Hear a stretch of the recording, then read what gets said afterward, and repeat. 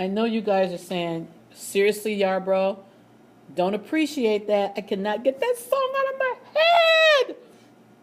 Oh, yeah. Yes, in my head, too. Okay, but why am I playing this song, It's a Small World? Because right now, our objective is we're going to be looking at the population and we're looking at samples in a statistical setting. So, turn to page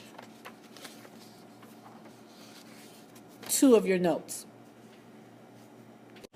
Okay, so as I was saying, population, the population, the population. It's a small world.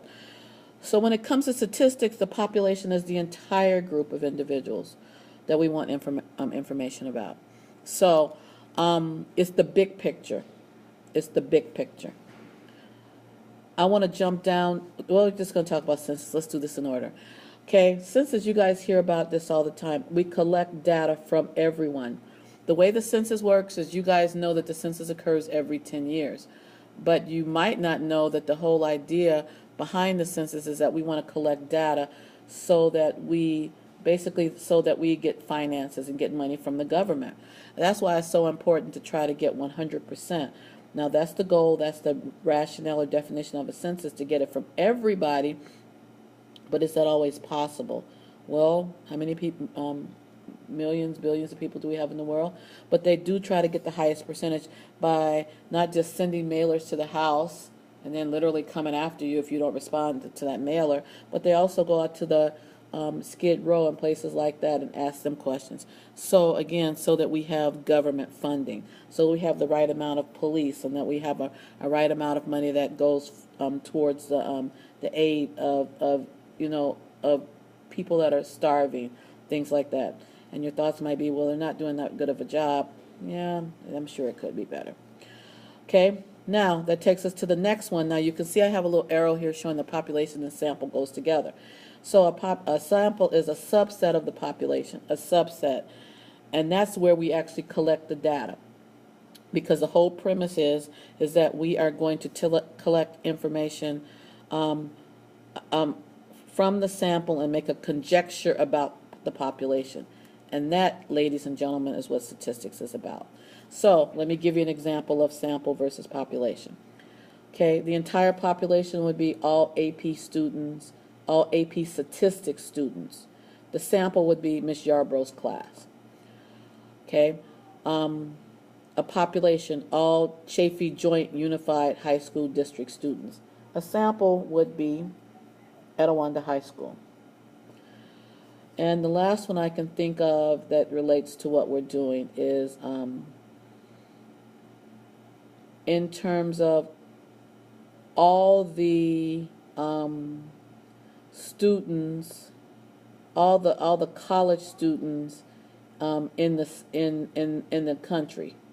Well, that would be the population. A sample would be college students in the state of California.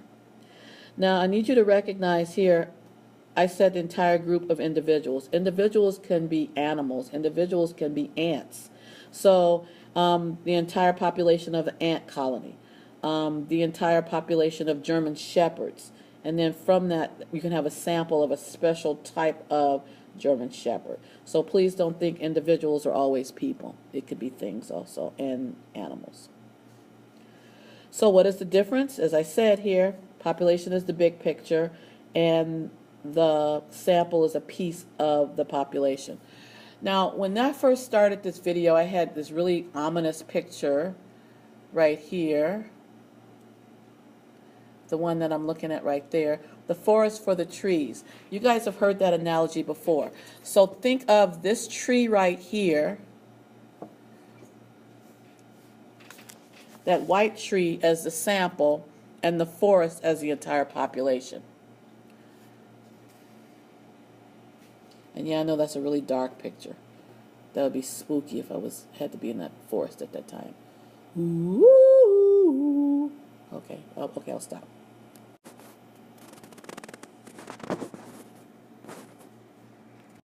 Now let's turn to the next page of our notes and do some examples.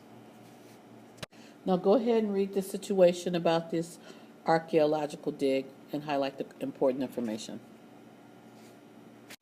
So as we look at this archaeological dig, they get, as they said here, you've got pottery shards, you've got stone tools, you've got all types of artifacts that they find on the dig. So that would be the big picture. That is the population. So the population is going to be all the artifacts that they discover on that given day. Now here, the site projector decides to choose 2% of the artifacts at random. So this, ladies and gentlemen, is your sample. So it is the artifacts that's chosen for the inspection or for them to look at. And yes, you could add the 2% there if you wanted to.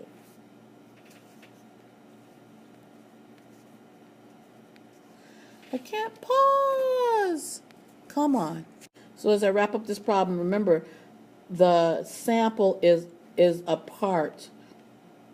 These artifacts that they're chosen are part of the bigger picture, which were all the artifacts that were discovered. Okay, let's go ahead and read number 4 and highlight necessary information. Okay, so they mail surveys out to people who make credit card purchases. So people that make credit card purchases at the store.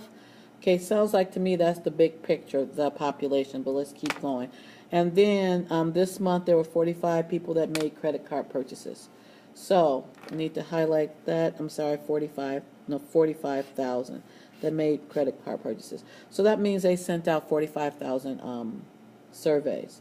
And here the surveys are mailed to 1,000 people. So, and of that we have 137 that returned it. Well, that's the type of bias that we're going to talk about in a few, but one issue at a time. So here, the population is that big picture. It's all those 45,000 people that made credit card purchases at that particular store. Again, the big picture. And the sample is the 137 that replied to the survey. So, and please remember, when it comes to sample and population, you're taking this sample right here of 137 people that purchased, that made purchase on their credit card is a subset of the overall 45,000 customers that made purchases at the store. So here's the little picture, here's the big picture. So that's all I want to say on this subject. Ta-ta for now.